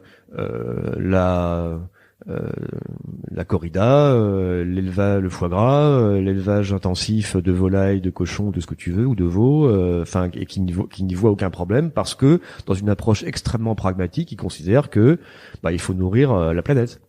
Et les Françaises et les Français et que la fin justifie les moyens. La fin FIN ou la fin FAIM justifie les moyens. Voilà, je pense que c'est ça. Et puis c'est quand même plus simple quand tu as à travailler pour ce type de filière ou pour ce type d'activité, c'est quand même plus simple de pas te poser la question. De façon générale, l'être humain a horreur de s'interroger, de se remettre en question et d'imaginer des changements. C'est beaucoup plus compliqué. Alors les jeunes générations se la posent beaucoup, cette question-là. Ouais, tant mieux. Enfin, si je peux me permettre, les jeunes générations CSP+. On est d'accord. Je parle des jeunes, des générations sortantes des écoles là, de vétérinaires. C'est des CSP+. Ouais, tout à fait. D'accord, c'est des gens essentiellement des filles qui viennent de villes. Qui ont fait leurs études dans des grands lycées, qui ont des très bonnes notes. D'accord. Voilà. Ce sont des CSP+. Non mais je veux dire, j'en ai un peu assez. Oui, il faut remettre l'église au milieu du village là-dessus. D'entendre tous ces gens qui se gobergent en expliquant que maintenant la jeunesse, c'est pas vrai. Moi, j'ai été maire d'une ville dans laquelle il y avait un lycée. Je peux te dire que j'ai vu les jeunes se comporter avec l'environnement. Voilà, c'est pas du tout gagné, pas du tout. Et c'est pas de la jeunesse, c'est la jeunesse CSP+. Bref, c'est une parenthèse. Mais voilà, je pense que il y a un conflit d'intérêts et il y a une forme de confort à pas se remettre en question, à pas remettre en question, pas interroger ces systèmes d'élevage. Alors ils vont te expliquer, ces vétos-là vont t'expliquer qu'ils remettent en question les systèmes d'élevage. Bon, moi j'ai vu la façon avec laquelle ces systèmes d'élevage étaient remis en question. C'est extrêmement intéressant ce qui se passe, mais j'ai beaucoup d'inquiétudes sur notre capacité à revoir nos systèmes d'élevage, parce que on se confronte toujours à des questions de la fin de la semaine ou de la fin du mois qui sont absolument essentielles, mais qu'on doit pouvoir aborder. C'est impact sur l'économie, impact sur l'emploi, impact sur plein de choses. Si on devait impact sur la souveraineté alimentaire de la France, enfin toutes ces questions effectivement qui sont des questions absolument fondamentales, mais qui permettent du coup de ne jamais remettre en question le système. Voilà. Et comment tu fais quand t'es véto rural, que t'es passionné par ton métier, que voilà, ces questions tu te les poses quand même. Comment tu fais pour essayer de trouver un cercle vertueux pour la filière, donc pour les éleveurs et pour les animaux? Concrètement, qu'est-ce que les vétos ruraux peuvent faire aujourd'hui? Je sais pas. C'est difficile, hein. Je sais pas parce que ces systèmes d'élevage sont tellement aujourd'hui prennent tellement de place, sont poussés et installés et amplifiés par de telles puissances. Il y a un lobby agricole, c'est pas la peine de te raconter des histoires, voilà. Que je ne sais pas de quelle façon est-ce qu'un vétérinaire seul dans son coin peut faire évoluer les choses. Alors il peut probablement à l'échelle de son job accompagner les élevages vers des modalités d'élevage plus vertueuses, plus respectueuses de l'environnement, du bien-être animal, en lien évidemment avec celui de l'éleveur. Et voilà, mais faudrait encore que l'éleveur le veuille, qu'il y ait de l'argent pour le payer, enfin voilà, c'est très compliqué. Donc on le disait tout à l'heure, les jeunes vétos ils sont tiraillés, ils sont de plus en plus mal dans cette espèce de distorsion. C'est pas les seuls, hein. Par exemple, il y a les étudiants d'AgroParisTech qui en 2022 avaient fait lors de la remise des diplômes, ils avaient appelé à déserter les postes d'ingénieurs destructeurs. Alors on est pour, on est contre, il y a plein de manières de le voir. En tout cas, on a des jeunes vétos qui veulent plus aller à l'abattoir. On a des vétos qui sont véganes. Alors je t'ai entendu dire dans un podcast qu'ils étaient 8% à l'ENVA aujourd'hui. Voilà, qu'est-ce que tu penses de tout ça? Et qu'est-ce que ça dit de notre époque et de notre rapport à l'animal aujourd'hui? Je pense que notre rapport à l'animal, il a considérablement évolué dans les années passées et pour être tout à fait clair, je pense que le fait d'avoir des images qui représentent non pas la réalité mais une réalité, ces images de l'association L214, pour pas la citer, ont fait prendre conscience de notre capacité à maltraiter l'animal. Et ont généré une forme de dégoût, de rejet de ce que pouvait être l'élevage et le transport et l'abattage des animaux. Et c'est ça qui probablement a accéléré les choses. Donc voilà. Par ailleurs, on a aussi des études extrêmement fournies, très étayées, extrêmement solides, qui indiquent l'impact de l'élevage sur le changement climatique, sur l'artificialisation des sols, sur plein de choses. Et là encore, une prise de conscience qui fait que probablement ces jeunes qui aujourd'hui refusent de manger de la viande pour ces raisons, ces deux principales raisons, refusent aussi de prendre l'avion. Voilà. Mais je le répète, ce sont des jeunes CSP+. Oui. Est-ce qu'on peut être vétérinaire et vegan? Vous avez 3 heures. Non, on peut pas. Non, j'ai eu une discussion très intéressante avec le directeur d'Alforc. C'est lui, le chiffre de 8%, je crois que c'est le chiffre qu'il m'avait cité. Il était subjugué, en fait, parce qu'il est prof d'anat aussi, hein. Oui, bien sûr, Christophe Degers, oui. Christophe Degers, c'est donc, c'est lui qui fait les dissèques. Donc, c'est lui qui s'est rendu compte que, il y avait effectivement des étudiants, qui voulaient pas rentrer dans la salle de dissèque, quoi. Oui. Et je pense qu'on peut pas être à la fois vétérinaire et vegan. Parce que si on s'en tient à la définition stricte du véganisme, on peut être vétérinaire et végétarien. Mais si on s'en tient à la définition stricte du véganisme, on ne peut pas, puisque c'est la non-intervention de l'animal sur l'homme. C'est voilà, un animal qui vit en égalité, et qui se débrouille dans la nature, pour faire simple, sans intervention de l'homme. Donc, par définition, un vétérinaire, il intervient quand même un peu sur l'animal. Donc, je vois pas bien comment c'est jouable. Mais peut-être qu'il y a peut-être qu'il y a une nouvelle définition du vétérinaire vegan ou du vegan vétérinaire qui autorise le vétérinaire à intervenir sur l'animal pour le soigner. Je sais pas. En revanche, vétérinaire et végétarien, parce qu'on a vu passer quand même des articles, des éditos qui disaient qu'un vétérinaire pouvait pas être végétarien. Là, on est dans la distorsion. C'est-à-dire que il y a cette idée que le vétérinaire, il doit être pro-agriculture, pro-élevage, donc il peut pas être végétarien. Pour autant, il a un respect de l'animal. Et pour moi, c'est pas antinomique. Mais qu'est-ce que tu penses de cette espèce de truc assez clivant dans la profession? Mais parce qu'on aime bien les choses qui sont simples. C'est plus facile à comprendre. C'est ce qu'on voit aujourd'hui en politique, c'est absolument déplorable. Enfin, je veux dire, c'est bien, mal, noir, c'est ça, blanc, c'est noir ou blanc. gentil, méchant, droite, gauche. Plus de nuances. Voilà, c'est bon. Il y a plus aucune nuance. On n'a plus le temps de parler comme on parle maintenant. Et puis au bout de 3 minutes, les gens y coupent. Oui, complètement. Donc, il faut tout dire en 2 minutes. Il faut monter. Donc en fait, il faut tout résumer. Il faut tout dire en 2 minutes et être extrêmement. Voilà, c'est pour ça que moi j'étais très rarement invité sur les plateaux. Parce que les plateaux de télévision, ce qu'ils aiment bien, c'est mettre un boucher puis en face un vegan. Ça c'est sympa, ça fight. Ça fait de l'audience. Voilà, et ça fait de l'audience. Donc voilà, donc quelle question tu me posais? Non, on parlait de manque de nuance sur les végétariens. Oui, mais non, mais je pense qu'on peut tout à fait être un vétérinaire d'élevage et végétarien. Bah moi je peux soigner un animal, je veux dire je peux soigner une vache, ça m'empêche pas de pas la manger. Je peux ne pas aimer la vache pour des raisons X ou Y, ou le cochon, ce que tu veux, mais le soigner parce que je considère qu'il faut qu'il le soit. Et ça me paraît même ça me paraît être une hauteur d'esprit qui m'intéresse. Je mange pas le chien. Donc je vois pas pourquoi je pourrais pas soigner un chien ou un chat si je suis végétarien. Enfin, non, la question est différente si on s'en tient encore une fois au sens strict du véganisme. Mais pour le végétarisme, ça me paraît pas être du tout antinomique. Oui, c'est très clair. Alors, tu as parlé du foie gras tout à l'heure. Alors, je rebondis là-dessus. Moi, j'ai appris en cours de zootechnie à l'école d'Alfort que le foie gras, c'était une stéatose hépatique complètement physiologique. J'ai répété d'ailleurs ça à toute ma famille à Noël pendant des années. Aujourd'hui, j'ai un regard un petit peu plus nuancé justement parce que la technique de gavage pose évidemment question. Qu'est-ce qu'on fait avec ce monument de la gastronomie française et qu'est-ce que nos confrères spécialisés en production animale, notamment dans la volaille, peuvent faire parce que ces questions leur viennent de plus en plus fréquemment. C'est quand même à mourir de rire ce que tu m'as dit. Ouais. Cette stéatose hépatique est physiologique.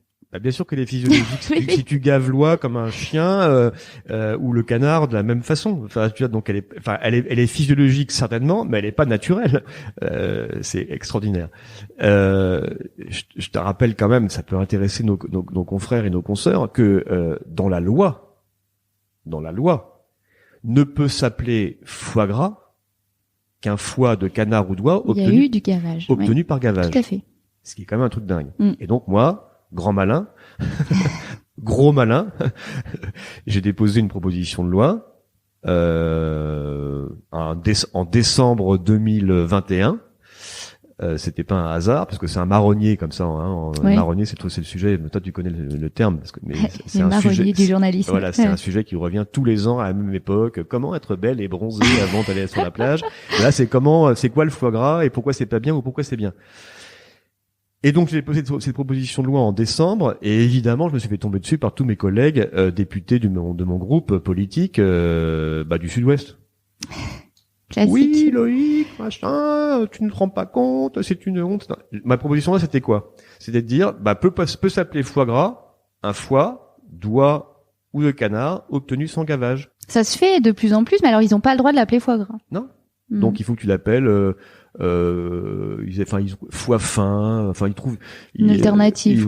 Il y a toute une série de noms qu'ils ont essayé de mais évidemment le consommateur quand il se retrouve devant une boîte de conserve ou un truc ou une verrine, connaît pas cette subtilité là. Non, s'il n'y a pas marqué foie gras, il l'achète pas. Alors même que pourtant, on peut obtenir un foie gras d'oie sans gavage. Simplement ça prend plus de temps. Le foie est moins gros. Oui. Et donc, c'est plus cher, moins rentable. Et donc, du coup, on est dans une logique moins productiviste. Et donc, du coup, le foie, il coûte plus cher puisqu'il est plus petit et qu'on l'a obtenu en plus de temps. Mais c'est possible. Sans cette fameuse épisode de gavage qui ressemble plus quand même à des séances de torture du Moyen-Âge, quoi. Et ben je me suis fait... Alors ça a intéressé beaucoup les médias, qui savaient pas que c'était possible, et qui, ces propositions de loi, elles remettaient même pas en question le principe de gaver. Oui, j'entends bien. Ouais. Tu vois quand même où on en est. Oui, Loïc, tu n'y connais rien, t'as jamais vu un élevage de foie gras. Attends, s'il te plaît, t'es mignon. Y a plein de choses que j'avais pas vues dans ma vie, mais moi, des élevages de foie gras, j'en ai vu. Hein, et puis des images aussi, j'en vois. Et je me suis déjà déplacé dans le Sud-Ouest pour aller voir comment ça se passait, avant même d'être député. Donc voilà. Donc là, t'es décrédibilisé. On te tente de mettre dans un coin en disant, regardez, il y connaît rien. J'ai reçu un courrier absolument phénoménal du syndicat des producteurs de foie gras, le CIFOG, pour pas le nommer, d'une agressivité, d'une violence, enfin absolument dingue, quoi. Ouais. Voilà, le business, quoi. Business. Et tu penses que la société est pas prête à vraiment prendre le taureau par les cornes pour ces sujets-là? Bien sûr que si, elle est prête.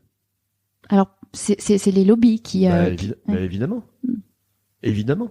À commencer par les députés de ces circonscriptions, je le dis cash, parce que je l'ai vécu, qui sont en conflit d'intérêts perpétuel entre leur, ouvrez les guillemets, clientèle électorale, fermez les guillemets, et leur position. Voilà. C'est-à-dire que la position, la question, ils ont même pas le droit de se la poser, et s'ils se la posent, ils la gardent pour eux. Ils la gardent pour eux, oui. Voilà. Et c'est ça qui est extrêmement décevant en politique. Et moi, je suis pas Tarzan ni un super-homme, mais loin de là. Mais quand j'ai pris des positions sur la chasse, dans des tribunes, dans le JDD, dans d'autres canards ou à la télévision, jusqu'à me faire attaquer en diffamation par Willy Schran, que j'ai battu à 2 reprises en première instance et en appel, le président de la Fédération nationale de chasse.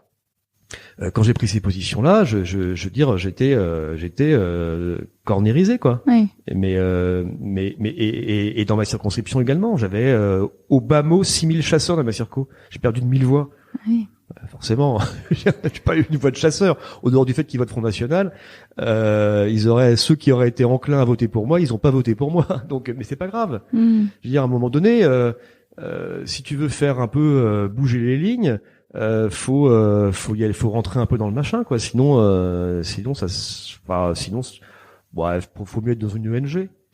Non mais tu vois, oui, voilà. Je comprends très bien. Et d'ailleurs Nicolas Hulot, quand je connais un peu, qui a préfacé mon bouquin, quand il a été ministre, il était beaucoup moins écouté que quand il était Nicolas Hulot en dehors du monde politique. Et maintenant il lui est arrivé d'autres choses. Voilà, c'est malheureux.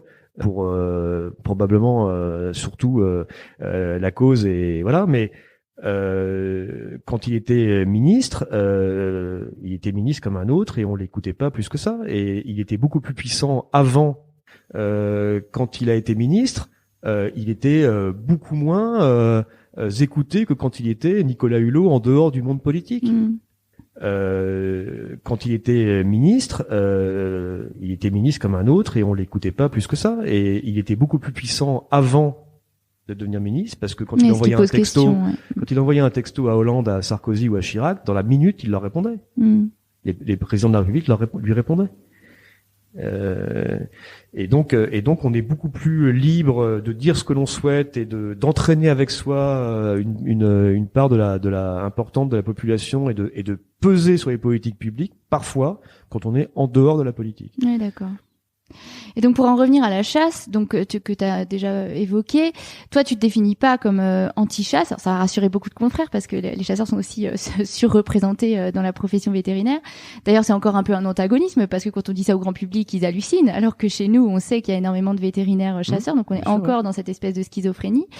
Donc t'es pas opposé à la chasse à tir, même si tu demandes un dimanche sans chasse. Par contre, t'es opposé à ce qu'on appelle les chasses traditionnelles, donc chasse à courre, chasse à la glu, d'éterrage. Est-ce que tu peux nous expliquer ton point de vue là-dessus? Mon point de vue, il est très simple. C'est le même que pour toutes les questions que j'ai tenté, avec plus ou moins de succès, de traiter pendant les 5 années où j'étais député. C'est de dire que, précisément par notre niveau de conscience et notre responsabilité consécutive, on doit faire en sorte de faire que la vie d'un animal soit la moins dure possible ou la plus douce possible de sa naissance à sa mort. Voilà. Et il y a des chasses dont on sait parfaitement qu'elles sont des chasses qui font souffrir l'animal. Mhm. Voilà, c'est tout. Bah celles-là, il faudrait les arrêter. Ça, c'est le premier point. Donc la chasse à tir, celle qui tue l'animal sur le coup. Je ne suis pas chasseur, je n'ai jamais été, je n'ai jamais tué d'animaux. J'ai malheureusement euthanasié des animaux, donc pour d'autres raisons. J'ai fait perdre la vie des animaux pour, je pense, des bonnes raisons au moment où je l'ai fait. En tout cas, j'en ai été persuadé. Mais j'ai jamais chassé, j'ai jamais pêché, j'ai jamais tiré avec un harpon sur un animal, sur un poisson. Je ne peux pas. Certains appelleront ça de la sensiblerie. Ça me paraît pas être le cas, mais enfin, bref. La chasse à tir qui tue l'animal sur le coup sans le faire souffrir, j'ai pas de souci. Vous avez déjà vu des images de déterrage de blaireaux, mais c'est quoi cette Non, je trouve ça, j'ai même pas envie de regarder, je peux pas. Non, mais c'est pas possible. mais c'est barbare, mais c'est un truc de fou, quoi. Enfin, c'est des malades mentaux, ces gens. Enfin, je veux dire. Tu peux peut-être expliquer en quoi ça consiste. On va aller déterrer des blaireaux ou des renards dans leur terrier, porter maman, papa, ce que tu veux, et on les tue en général à coups de couteau, à coups de pelle, machin. Il y a des vidéos où il y a des on livre aux chiens, on livre aux chiens vivants, enfin voilà, qui les dit chiquettes. Enfin c'est un truc absolument odieux. Il y a d'autres chasses traditionnelles comme celle-là, qui sont des chasses dont on sait qu'elles font souffrir les animaux, qui sont des chasses non sélectives, qui se font régulièrement retoquer par le Conseil d'État ou par l'Europe, mais qu'on continue joyeusement à autoriser en France. Oui, mais alors quand tu dis chasse traditionnelle, est-ce qu'on est dans cette espèce de tradition locale ininterrompue qui permet un peu de contourner la loi, comme la corrida, je crois? Ouais. Non, on n'est pas dans la tradition locale ininterrompue. C'est la tradition locale ininterrompue, c'est essentiellement pour la corrida. Là, la chasse à la glu, par exemple, alors effectivement, c'est des départements dans lesquels on pratique cette chasse depuis longtemps. Mais à ma connaissance, ça ne rentre pas dans ce cadre-là, dans l'exception qui à la corrida. Mais regarde, tu parles de la schizophrénie des vétérinaires. On est tous un peu schizophrènes. Hein, c'est compliqué d'être toujours parfaitement aligné. Complètement, oui, on est plein de contradictions, bien sûr. C'est l'être humain qui est comme ça. C'est pas le vétérinaire plus qu'un autre. Mais regarde quand même la schizophrénie de l'État français, du gouvernement français, de cette corrida qui est considérée comme absolument normale.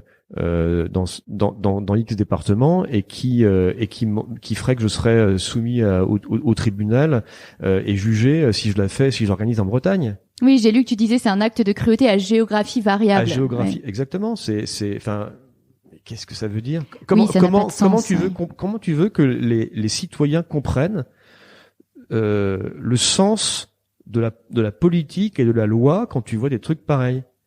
Ça n'a pas de sens. C'est-à-dire que là, c'est autorisé, c'est pas de la cruauté, hein. Mais là, c'est la cruauté. Enfin, c'est incompréhensible. Qu'est-ce que c'est que ces gouvernements, quels qu'ils soient, je dis bien quels qu'ils soient, qui déposent systématiquement des arrêtés ministériels ou préfectoraux autorisant la chasse à la glu, autorisant un certain nombre de chasses traditionnelles qui sont par ailleurs, encore une fois, interdites dans l'immense majorité des départements français, mais qui les redéposent systématiquement dans un certain nombre de départements, qui sont retoqués systématiquement par la loi. Qu'est-ce que c'est que ces gouvernements qui pour faire plaisir à leur électorat prennent des dispositions qui sont systématiquement rejetées par le Conseil d'État? Mais je sais pas. Enfin, c'est pas possible. On peut pas faire ça. Qu'est-ce que c'est que ces gouvernements qui dénoncent L214, mais qui utilisent leurs images pour prendre des arrêtés de fermeture d'abattoirs? Mais c'est quoi ce délire? Donc on parlait de schizophrénie, mais la schizophrénie, elle est jusqu'au plus haut de l'État. et c'est pour ça que l'engagement de l'ONG, de l'association, avec plein de défauts par ailleurs qu'elles peuvent avoir, hein, parfois dans leur radicalité, et me semble absolument essentielle, parce que elle est dénuée. Enfin, elle est claire, elle est engagée, elle est ferme, elle est directe. Cet engagement, ces prises de position, cette prise de position, et donc elle permet de peser, de faire évoluer les choses. J'ai du mal souvent à voir ça, même au plus haut niveau de l'État. Et ça a été une forme de déception dans mon engagement politique au niveau national, hein, je dis bien au niveau national, parce qu'au niveau local, c'est quand même les choses sont plus simples. Donc tu reparlais des abattoirs. J'ai un dernier sujet que je voulais voir avec toi, c'est l'étourdissement. Il y a une espèce de polémique autour de l'abattage rituel que les vétérinaires connaissent bien, que le grand public connaît un petit peu moins. À un moment, il y a le CFCM, donc le Conseil français du culte musulman, qui refuse l'étourdissement avant saigné, mais qui a aussi pu dire que l'animal souffrait moins quand il était saigné directement. Donc il y a eu des missives qui ont été envoyées aux sacrificateurs musulmans. Ma question, c'est comment on mène ce genre de combat de manière constructive et apaisée en France aujourd'hui, sachant que c'est un sujet hyper explosif. Alors, la missive dont tu parles, je l'ai vue, je l'ai lue, et j'ai envoyé un courrier au président du CFCM. J'étais député à cette époque-là. Je pense que cette missive doit dater de 2020 ou 2021. C'est une missive qui est, qui n'a aucun sens. Enfin, elle a un sens uniquement religieux, mais elle a aucun sens en termes de elle a aucun fondement scientifique, aucun. Voilà. Donc affirmer ex abrupto que saigner un animal c'est moins douloureux pour lui que de l'étourdir préalablement à l'égorgement. Enfin, je veux dire, c'est une blague, quoi. Enfin, c'est de la fake news. C'est complètement faux. Ça, c'est le premier point. J'ai jamais eu de réponse, hein. Au courrier que j'ai envoyé au CFCM, évidemment. Parce que je demandais une argumentation. J'étais extrêmement intéressé à connaître les études dont il parlait, qui prouvaient sur lesquelles était basé son courrier. Donc évidemment, il y a rien qui prouve ça. Je voudrais pas qu'on limite le sujet au culte musulman. Bien sûr, oui. Hein, parce que ça aussi, c'est une façon, ça n'est pas juste, ça n'est pas vrai. C'est également les Juifs qui pratiquent l'abattage sans étourdissement. Et sur ces questions, ce sont les partis politiques qui c'est le parti politique qui s'est emparé de ce sujet, qui en a fait une thématique antisémite ou islamophobe. Et là encore, il faut prendre du recul, je pense, sur cette question-là. La question, c'est pas d'être antisémite ou islamophobe, bien sûr que non. Et c'est évidemment pas mon cas. C'est-à-dire, la question se pose même pas en ce qui me concerne. Est-ce que l'animal souffre? Oui. Est-ce que d'autres pratiquants de ce culte ou d'autres pays pratiquant ces cultes procèdent différemment? Oui. Là encore, le vrai motif, c'est un motif de business. Alors, on va rentrer dans le détail du raison de business, mais c'est un motif de business aussi. Alors, c'est pas que. Quand tu dis qu'ils le pratiquent autrement dans d'autres pays, ça se passe comment? Il y a des pays dans lesquels on pratique l'étourdissement préalablement à l'égorgement. Oui, mais moi j'étais dans un abattoir rituel à l'île de la Réunion quand j'étais à l'école, le stage obligatoire, et ils étourdissaient alors que c'était un sacrificateur musulman. Et ben voilà. Donc si tu veux, il y a aucun texte, ni juif ni musulman, qui indique et de manière claire, factuelle. Qui indique de manière claire et factuelle que l'animal doit être sacrifié comme ça, ou que l'animal doit souffrir préalablement à sa mort. Enfin, aucun. Donc il n'y a pas de fondement. Et c'est pour ça que l'analyse et l'analyse de ces textes et leur interprétation est sujet à modulation de la pratique d'un pays à un autre. Voilà. Il suffit de le savoir. Et après on peut discuter. Alors après on peut discuter théoriquement. Ouais. parce que c'est évidemment un sujet qui est un sujet éruptif. Bien sûr. Et qui génère effectivement des débats extrêmement violents. Malheureusement, comme c'est souvent le cas d'ailleurs en matière de conditions animales. Donc pour rebondir sur tous ces sujets dont on vient d'évoquer, et tu l'as dit tout à l'heure, tu as été rapporteur général de la proposition de loi de 2021 qui visait à lutter contre la maltraitance animale et qui confortait le lien entre les animaux et les hommes. On aurait pu faire plus simple. Hein. Je souhaitais que ça s'appelle la loi en faveur du bien-être animal et ça m'a été refusé. Et pourquoi? Parce que il n'y a pas de bien-être animal. C'est pas moi qui le dis. Oui, j'entends. C'est mes interlocuteurs. C'était un terme qui était trop vague. Ça n'existe pas. Ça n'existe pas. La bientraitance animale, oui. Position de l'ordre des vétérinaires français. Oui. Je le rappelle. Attention. Je le dis clairement. Le bien-être animal, l'ordre des vétérinaires, l'ordre national des vétérinaires, non. La bientraitance, oui. Oui. Oui, il y a une nuance, ça dit beaucoup. Mm. Ça dit beaucoup sur l'état d'esprit au XXIe siècle que peut avoir qu'ont les entre guillemets les représentants de la profession vétérinaire en France. Ouais, tout à fait. Donc voilà, elle aurait voulu s'appeler la loi pour améliorer le bien-être animal, et donc elle s'est appelée la loi que j'ai cité. Si tu te souviens du nom de la loi, là, moi je m'en souviens pas. Hein. Je me suis fait une petite anti-sèche, tu sais. J'aurais été rapporteur général, mais je me souviens pas du nom de la loi. Bon, qu'est-ce qu'elle contient cette loi? Bah, elle contient plein d'avancées extrêmement intéressantes, et puis elle a plein de trous dans la raquette aussi. Hein, on y viendra après. J'ai une question là-dessus, effectivement. Mais qu'est-ce qu'elle contient? Bah, elle contient pour les mesures les plus emblématiques, l'arrêt de la vente d'animaux en animalerie, ce qui m'a valu des remarques très désagréables de vétérinaires qui était vétérinaire d'animalerie. Elle m'a valu d'autres remarques sur la question de la captivité des cétacés dans les parcs aquatiques, qui m'a valu la remarque de vétérinaires, de l'arrêt de la présence d'animaux sauvages dans les cirques itinérants, qui m'a valu la remarque de vétérinaires. On peut pas plaire à tout le monde, et c'est heureux. Voilà. Non, mais c'est pour dire, c'est normal. Je comprends parfaitement. Je comprends parfaitement. L'arrêt de la démonstration dans des plateaux de télévision ou dans des discothèques d'animaux, un certificat de connaissance qui vaut ce qu'il vaut. Fermez la parenthèse pour pouvoir détenir un animal de compagnie. Le renforcement assez massif des sanctions pénales en cas de maltraitance. Et d'ailleurs, je vois avec beaucoup de satisfaction que il commence à prendre du lourd. Ceux qui s'amusent à faire les idiots ou les cons pour. Oui, j'ai vu ça là à Strasbourg. Il y en a un qui a pris plusieurs mois de prison ferme d'ailleurs. Voilà, pas mal de mesures, mais qui vont concerner uniquement, c'est déjà pas mal, les animaux de compagnie et la faune sauvage captive.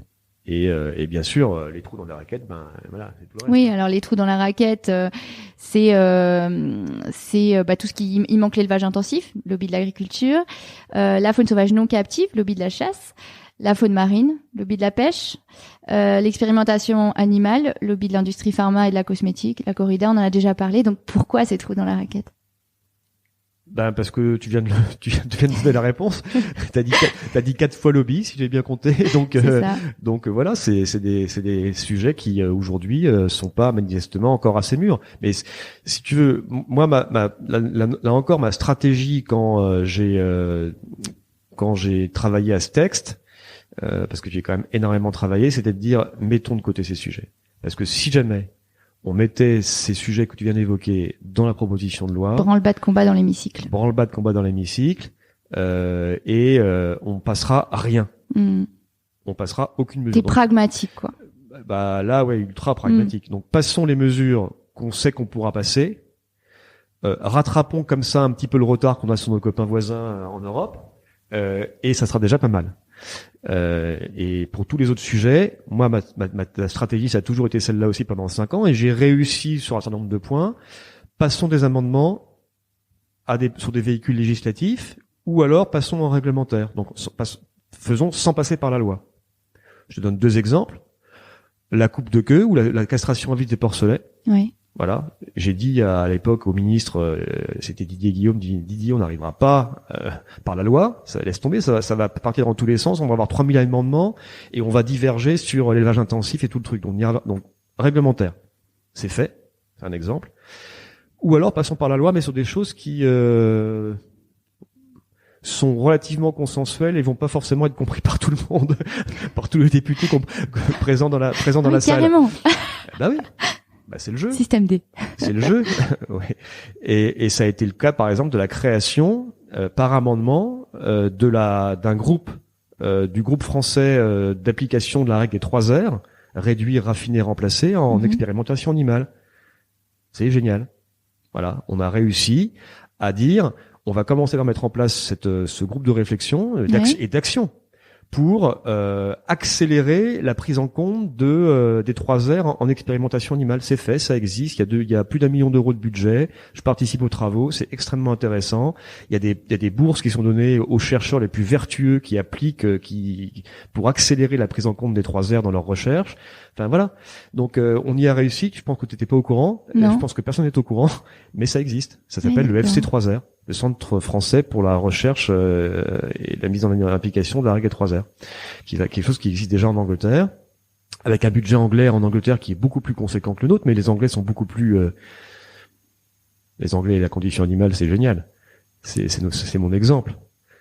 Ils sont beaucoup plus avancés que nous. Ils ont une conscience de l'animal qui est extraordinaire. C'est les premiers à avoir créé une association de protection animale dans le monde. Ils ont aboli la corrida. Ils ont pas la corrida, la chasse à courre. Ils ont mis fin avant nous, bien avant nous, aux questions de vente d'animaux en animalerie. Ils ont une conscience de l'animal qui est bien supérieure à la nôtre, et ça a été souvent un exemple. Là, c'est typiquement voilà. Donc tu vois, donc la loi avec ses imperfections et ses trous dans la raquette pour les raisons qu'on a invoquées, mais aussi d'autres dispositions réglementaires qui évitent les votes et les amendements et les débats sans fin dans l'Assemblée, ou des amendements qui ont permis de faire avancer les choses. Mais toutes ces stratégies, tout ce pragmatisme, c'est une forme de renoncement. Comment tu le vis, toi, en tant que député? Non. Non, c'est pas un renoncement. Ah non, c'est pas un renoncement. Non, moi je suis fier de la façon avec laquelle on a réussi à mener au bout cette loi. Parce que tout le monde ignore les efforts que ça a dû être, même sur des sujets qui sont des sujets plutôt, je dis bien plutôt, je dis pas consensuels, je dis plutôt consensuels, plutôt à peu près consensuels. Sauf encore une fois, auprès des principaux intéressés, qui sont ceux qui font leurs affaires et leur business avec ces pratiques qu'on a inévitablement sur le dos quand on passe ce type de proposition. D'accord. Je suis en train de regarder le temps, il nous reste une dizaine de minutes parce qu'il faut que je te libère. J'ai une autre question qui me tenait à cœur, c'est on a parlé de la construction des vétérinaires au sein des écoles vétérinaires. Comment faire en sorte que l'école vétérinaire soit le lieu où se construit la lutte contre la maltraitance animale? Moi, je crois énormément à l'éducation, à la pédagogie, à l'explication. Enfin, ça devrait être la base de tout. On voit ce qui se passe quand on n'explique pas assez, ou quand on n'explique pas bien. On le voit même assez massivement, assez récemment. Je parlais des retraites. Oui, on est en plein, on va dire pour nos auditeurs, parce qu'on est en plein dans les grèves et la réforme des retraites. Voilà. Les Françaises et les Français, ils sont intelligents, ils comprennent, tout va bien, voilà. Et il faut prendre du temps. Il faut expliquer, il faut réexpliquer s'il faut être voilà. Et sur ces questions-là, voilà. Et si on ne le fait pas dans une école vétérinaire, on le fait où? Oui, c'est vrai. Moi, j'aimerais bien le savoir. Le vétérinaire aujourd'hui n'est pas au cœur de ce sujet. C'est un vrai problème. En tout cas, c'est à noter. Effectivement. Je vais être très dur. Le vétérinaire, mon problème, c'est qu'il est au cœur d'aucun sujet et que c'est une profession qui est une profession d'un individualisme absolument dingue, et que cette profession va en mourir. En tout cas, on souffre terriblement. Tant que les vétérinaires seront pas capables de s'entendre entre eux pour porter autant que possible des messages consensuels sur leur profession, leurs doutes, l'avenir, la relation de l'homme à l'animal, la bientraitance animale et le bien-être animal, tant qu'on ne sera pas capable de porter des positions communes qui représentent la majorité de ce qu'est la position des vétérinaires, les vétérinaires ne seront pas écoutés. Qu'est-ce qui nous empêche de le faire? Mais moi je l'ai vu du côté du député, en lien direct, puisque j'étais dans la majorité avec le gouvernement. Je veux dire, la division de la profession vétérinaire est un atout pour le gouvernement. Ça lui permet de résoudre plein de problèmes, ou de pas les résoudre justement. Mais il faut mettre en place, et moi j'ai des idées très claires là-dessus, enfin c'est pas le moment d'en parler, mais il faut mettre en place des dispositifs, des méthodes de concertation, voilà, et que le président de l'ordre arrête de se battre avec le président du syndicat, qui se bat avec le président de machin, la présidente de bidule, etc. Voilà, c'est tout. Enfin c'est tout. C'est très compliqué. Mais c'est éminemment politique. Mais c'est éminemment politique. Donc voilà, c'est une bataille de pouvoir qui, à la fin, comme toute bataille de pouvoir, porte préjudice à ceux qui ont donné le pouvoir. Et je suis pas un insoumis, et je suis pas un extrême gauche, ni un extrême droite, ni un extrême de quoi que ce soit, mais c'est la réalité de ce qui se passe. Donc voilà, je pense que la profession vétérinaire gagnerait à imaginer des méthodes pour parler d'une seule voix, quitte à en fâcher peut-être certains ou à expliquer que cette position représente X%, celle-ci autant, celle-ci, voilà. Mais tant qu'on n'arrivera pas à grouper avec des positions communes, avec des concertations préalables, avec des prises de position, tant qu'on ne fera pas un petit peu plus de politique, est-ce que je veux dire, qu'est-ce qui se passe aujourd'hui pour la profession vétérinaire? Est-ce que c'est mirobolant? Non. On traverse une crise très difficile. Bah oui. Et pourquoi? Si on fait de la politique, on va dire que c'est la faute des autres. Ah, ça fait partie des 2 règles d'or, je sais pas. Interrogation écrite, enfin orale. Voilà. Et puis si on se fait un petit peu, on se met autour de la table et qu'on réfléchit, qu'on se demande pourquoi et qu'est-ce qu'on a fait ou qu'est-ce qu'on a fait bien, qu'est-ce qu'on a fait moins bien et qu'est-ce qu'on n'a pas fait ou pas bien fait du tout. Eh ben, on trouvera probablement un certain nombre de réponses sur l'état de la profession vétérinaire aujourd'hui, que moi je vois de l'extérieur, je suis plus praticien, mais j'ai énormément de copains vétérinaires praticiens ou vétérinaires en entreprise. Je veux dire, c'est quoi, maintenant, bac plus 5, bac plus 6?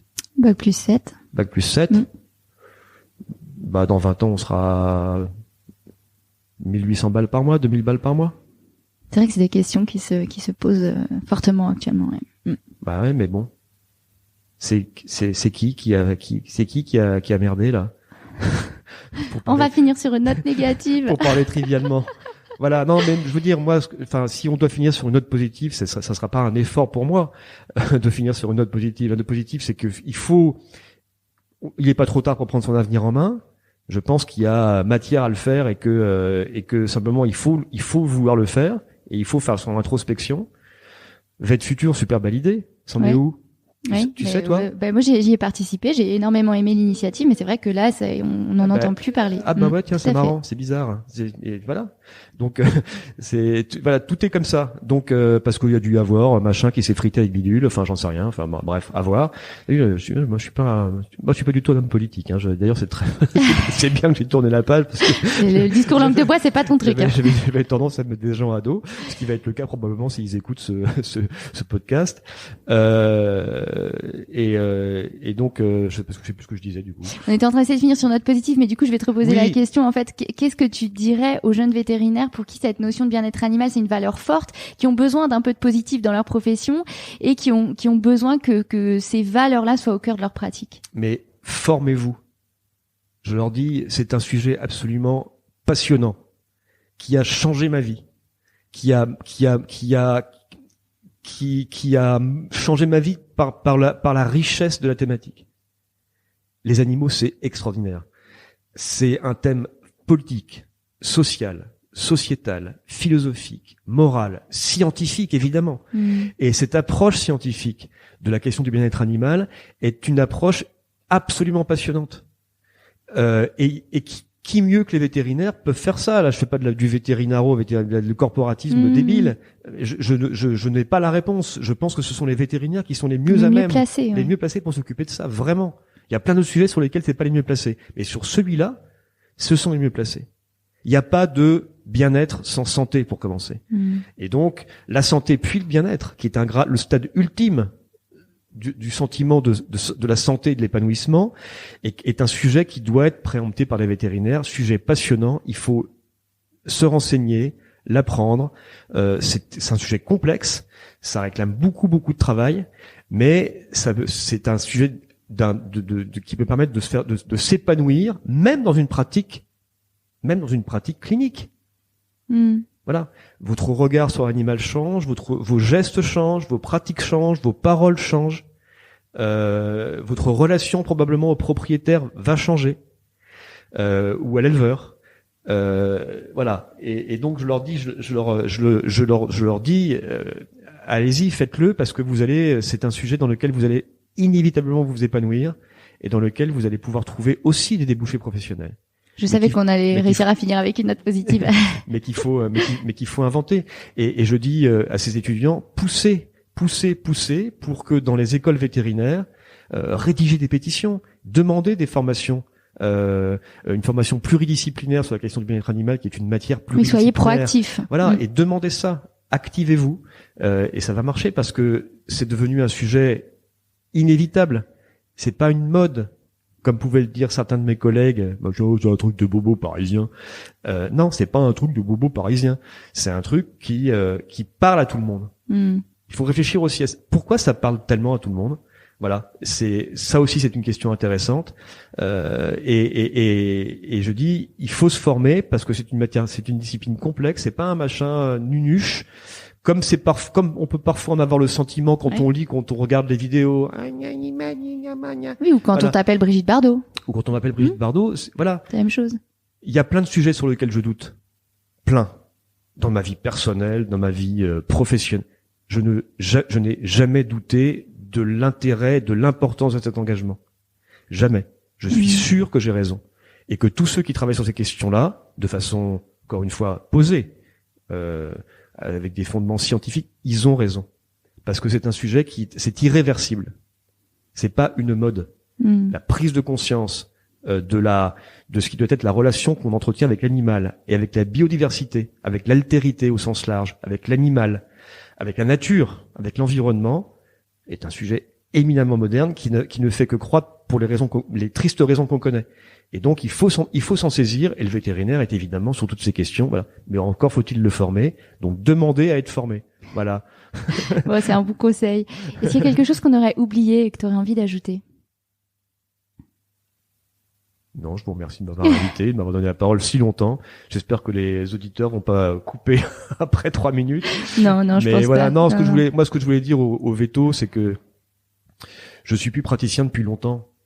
Voilà, mais que quand j'ai travaillé, que j'ai créé la campagne vétérinaire pour la vie, puisque c'était moi qui étais à l'origine de cette campagne. Ah, c'est vrai, vétérinaire pour la vie. Ouais. C'est marrant ça. Toutes les voitures avaient ça à Alfort à mon époque, collé en autocollant derrière. C'est moi qui ai pensé à cette campagne et qui l'ai travaillé, qui l'ai initié, qui ai réussi à la vendre. Oui, à la vendre à l'ordre des vétérinaires à l'époque. Je savais pas à quel point ça aurait du sens après avoir quitté depuis si longtemps la profession vétérinaire. Je pense que quand on est vétérinaire, c'est pour la vie.